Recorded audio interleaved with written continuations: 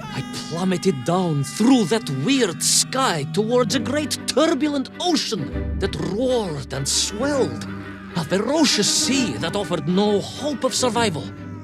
I thought of home and wept, unaware that in an instant my fortunes would be changed by an event so bizarre I almost hesitate to tell you. And it happened like this.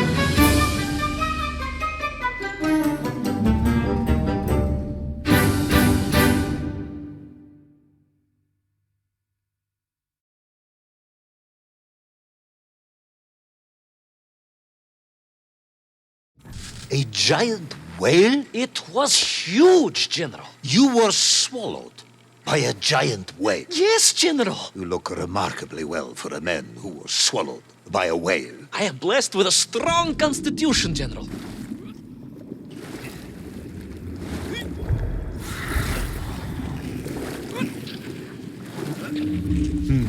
And I assume you are now going to tell me how you managed to escape from the belly of this giant whale. Naturally, General. And I must say, it really was a fascinating glimpse into the interior life of one of our world's most magnificent beasts.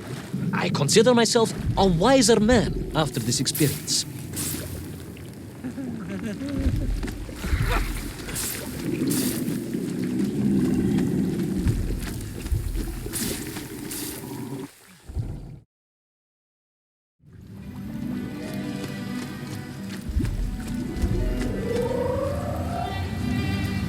It was an extraordinary place, General. I could perhaps deliver a lecture on the subject to Moscow University's Zoological Society, if you like. I only want to help. The Moscow University Zoological Society has, I suspect, better things to do than listen to the ramblings of a man who claims he was swallowed by a whale.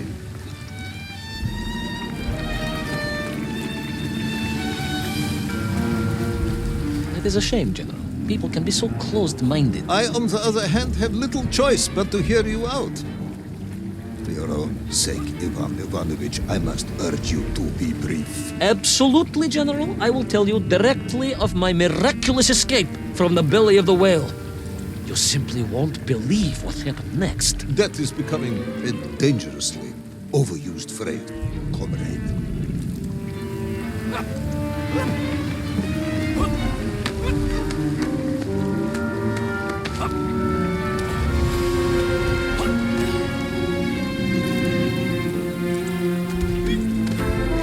And so I found myself deep within the whale's organs. A strangely beautiful place. A sort of fleshy wonderland. A glade of polyps and globules. A landscape as awe-inspiring in its way as the forests and mountains of Altai. Oh, a home, General, that I yearned and longed for and only hoped, as I hope now, that I might one day see again. I think we're all longing for home at this point. Oh, with warm slippers, a mug of steaming Spitzin, and a roaring fire. Not far from home, trapped inside a monstrous fish with only the strange and evil-looking worms that infested its gut for company. With only one's dedication to one's country and mission to keep one from falling into despair. But no, General, I could not. I had to escape, to find...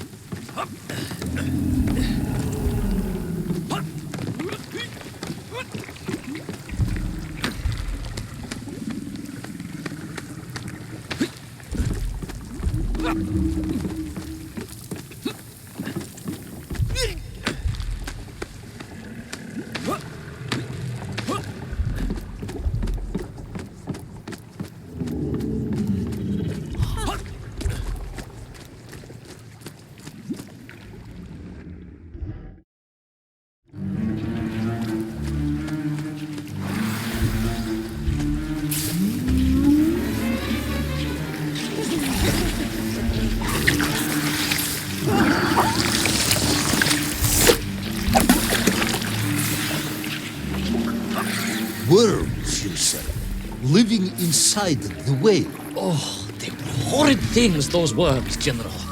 And most unwelcome, I would say. Parasites. And I had no idea just how rampant their infestation was, nor of the tremendous sizes they could grow to. At that point, my thoughts were only of escape. And I had a plan. Yes, I'm sure you did.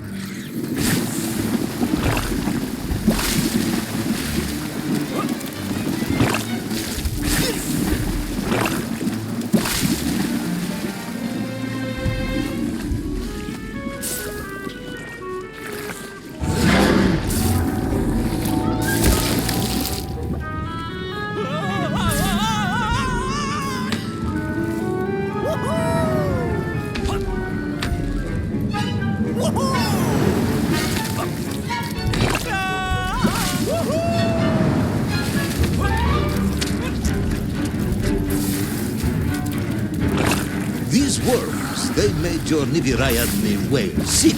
Wherever they attached themselves, the flesh began to turn gray and die. It was a truly distressing sight. And I resolved myself to assist the whale by removing the leeches wherever I could find them during my escape.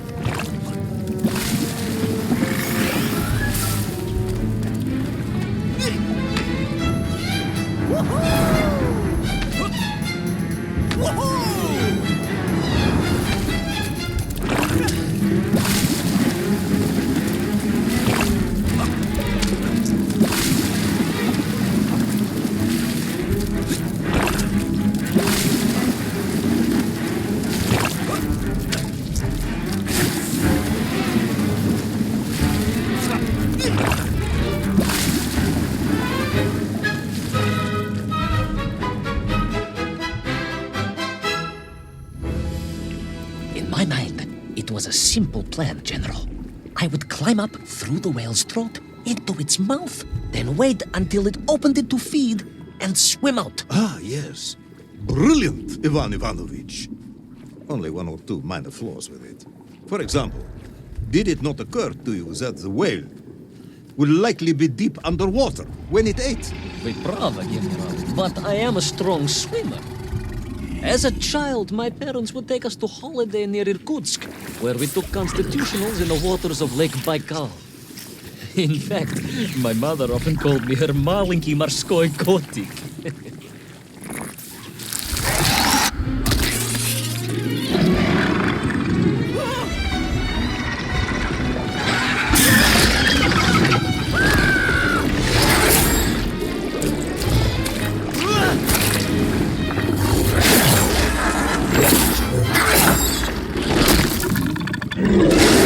A giant worm for a giant whale, huh? At the risk of repeating myself, it was huge, General. The Moscow University Zoological Society may be interested after all.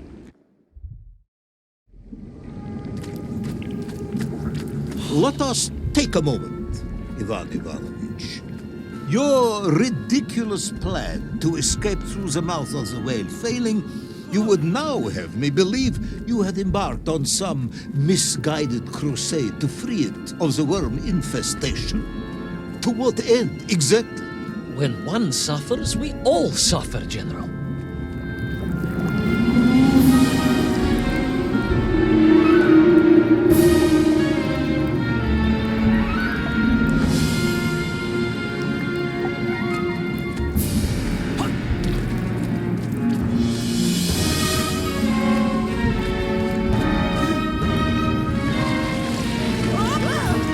Your ideological commitment is admirable, comrade, but... I concluded that if I could find the root of the infestation and neutralize it, the whale could mount a spirited counterattack against the worms.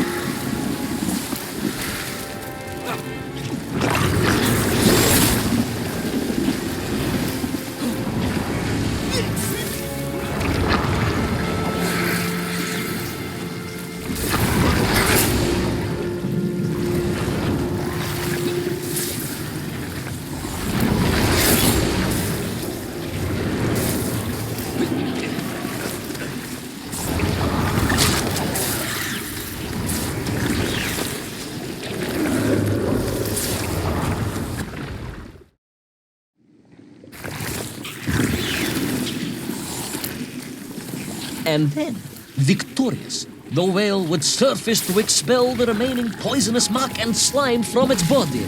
And at that point, I could escape through the nearest convenient orifice. In this case, most likely the blowhole. That is the most revolting thing I've ever heard. General, we are Russians.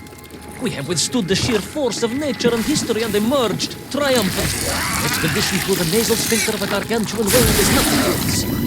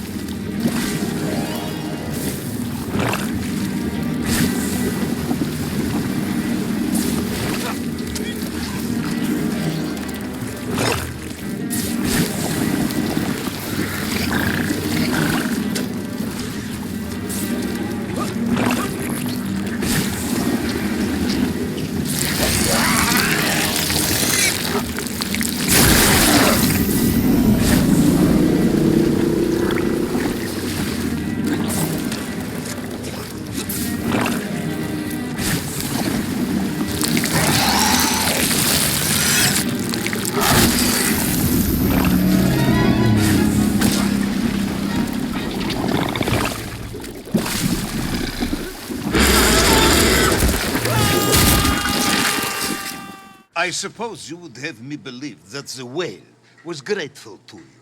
Oh, well, General, that would be presumptuous. I doubt it was even aware of my presence. But I had more immediate problems. For if the whale might have been relieved by my actions, the worms were enraged. Worms do... Furious. Worms Incandescent. do not feel... Violently indignant. emotions. Demented, General. Deranged. Enough!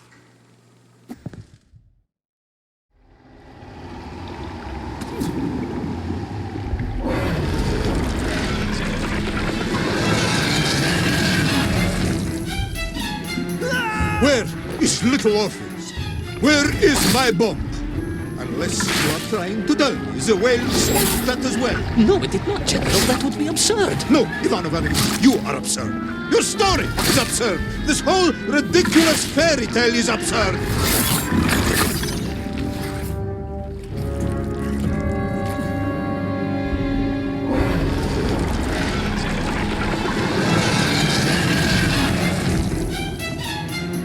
Where is little Orpheus? Where is my bomb? Unless you are trying to tell me the whale smoked that as well. No, it did not, General. That would be absurd. No, Ivan Ivanovich, you are absurd. Your story is absurd. This whole ridiculous fairy tale is absurd.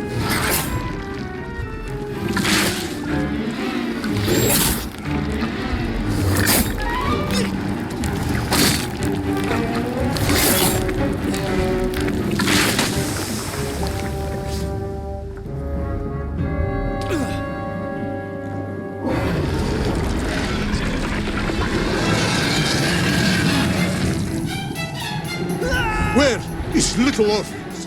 Where is my bomb? Unless you are trying to tell me the whale swallowed that as well. No, it did not, General. That would be absurd. No, Ivan Ivanovich, you are absurd. Your story is absurd. This whole ridiculous fairy tale is absurd.